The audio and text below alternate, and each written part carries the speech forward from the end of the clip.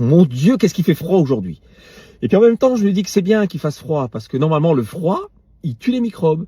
Eh bien moi, j'aimerais bien qu'il tue le microbe de la connerie. Je vous explique.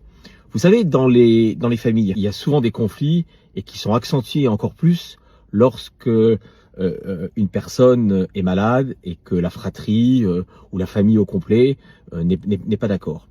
Et il y a parfois des personnes dans ces fratries qui décident de prendre des avocats, d'être très juridiques, de tout écrire, d'être méticuleux sur toutes les choses, alors qu'il serait préférable de discuter et autres. Et lorsque vous avez face à vous, et je vous le dis parce que c'est important, ça pourrait vous arriver, lorsque vous avez face à vous un tuteur, eh bien le tuteur, qu'est-ce qu'il fait?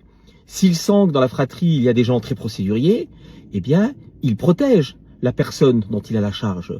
Et donc, il va prendre de son côté un avocat, ce qui est logique et normal. Sauf qu'en faisant ça, eh bien, il appauvrit la personne qu'il protège. Mais lui, il doit le faire. Donc, la fratrie, parfois, ne comprend pas qu'il faut pas rentrer dans ce système-là, qui est un système pernicieux, sournois, mauvais, pas agréable à vivre pour toutes les parties. Voilà, donc si vous aviez un souci à venir avec vos parents, des proches ou autres, qui seraient mis sous tutelle, eh bien faites très attention à ce que vous faites. Soyez un petit peu intelligent. Pour le bien de la personne protégée. C'est surtout ça qui compte. Voilà, je vous embrasse et puis n'oubliez pas de parler d'Alzheimer et surtout de bien vous couvrir si vous sortez parce qu'il fait sacrément froid, je vous le jure. Bon. Voilà les amis, le dernier cadeau qu'ont reçu mes parents. Alors ce sont des petits biscuits, des petits sablés. Alors ils sont juste magnifiques. Je vous lis le courrier. Bonjour Scipio Spirit, je voulais simplement prendre un petit moment pour te dire à quel point je te trouve admirable. Ce que tu fais pour ta maman et ton papa est d'une belle humanité. Tu prends soin d'eux avec tellement d'amour, de patience et de tendresse. Ta maman avec la maladie d'Alzheimer a une chance incroyable de t'avoir à ses côtés et ton papa aussi. Merci, c'est sympa. Je te soutiens à 200%. C'est déjà mieux que 100%. C'est gentil, de tout cœur. Tu dégages une énergie tellement sincère et touchante. On se sent que tout ce que tu viens fait du cœur. J'adore tes parents et ton papa. Ton coco bel oeil, comme tu dis, a vraiment des yeux magnifiques, pleins de douceur et de vie.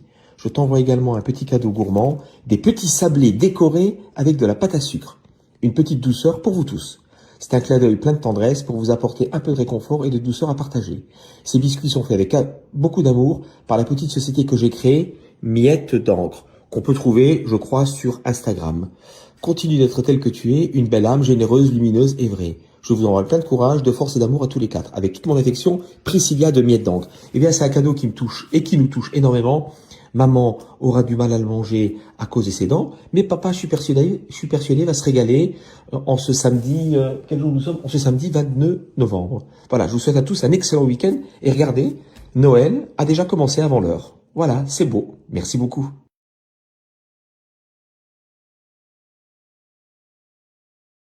J'avais aidé maman à ouvrir un compte Facebook en 2012 parce qu'elle avait un ordinateur Mac et je lui avais fait un premier cadeau, je lui avais envoyé la photo de quelqu'un dès que je lui avais ouvert son compte Facebook.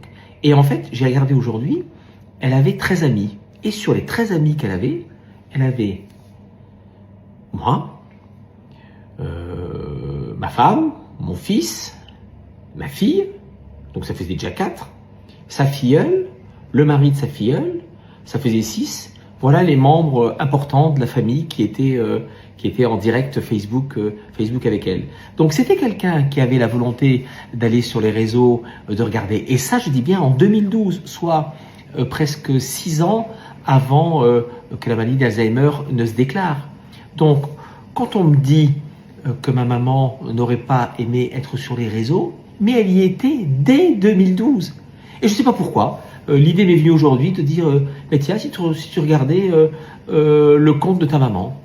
Alors maintenant, ce que je vais essayer de faire, c'est de faire en sorte de le faire fermer, mais comme j'ai pas les codes d'accès, comme il n'y a rien, c'est plutôt compliqué. Mais il n'y a rien de compromettant sur son compte. Mais en tout cas, 2012, elle était sur les réseaux, la nonna. C'est ça qui est important.